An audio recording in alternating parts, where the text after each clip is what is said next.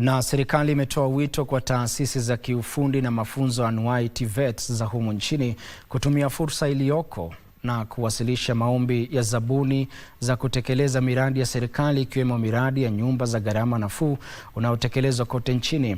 Katibu wa TVETs Dr. Esther Muhoria amesema taasisi hizo zinapaswa kuwezeshwa kutekeleza miradi husika kwa ushirikiano na wanakandarasi. Akiongea jijini Nairobi wakati wa mkutano wa pande mbili wa kujadili jinsi ya kustawisha ujuzi kupitia miradi ya muundo msingi ulioandaliwa na shirika la ushirikiano wa kimataifa Ujerumani GIZ, katibu wa elimu ya kiufundi Dr. Esther Muhoria alielezea imani kuwa taasisi za kiufundi hapa nchini zina uwezo wa kutekeleza miradi ya nyumba za gharama nafuu. The labor within our institutions who are training in the various disciplines should be able to deliver these projects with, of course, a bit of partnership with the contractors.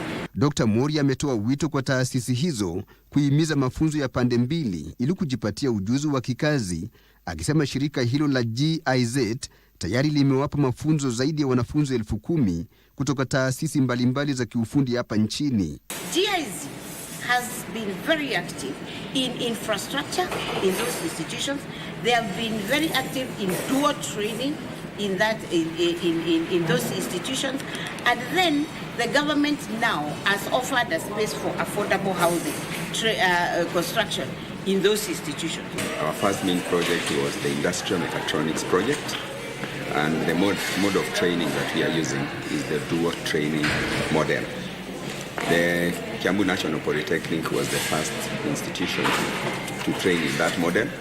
Taasisi zilizohusishwa kwenye ushirikiano huo ni pamoja na chuo cha kitaifa cha anuwai cha Kiambu, kile cha Kabete, kile cha Nairobi, taasisi ya mafunzo ya kiufundi ya Kinyanjui na taasisi ya mafunzo ya kiufundi ya Thika.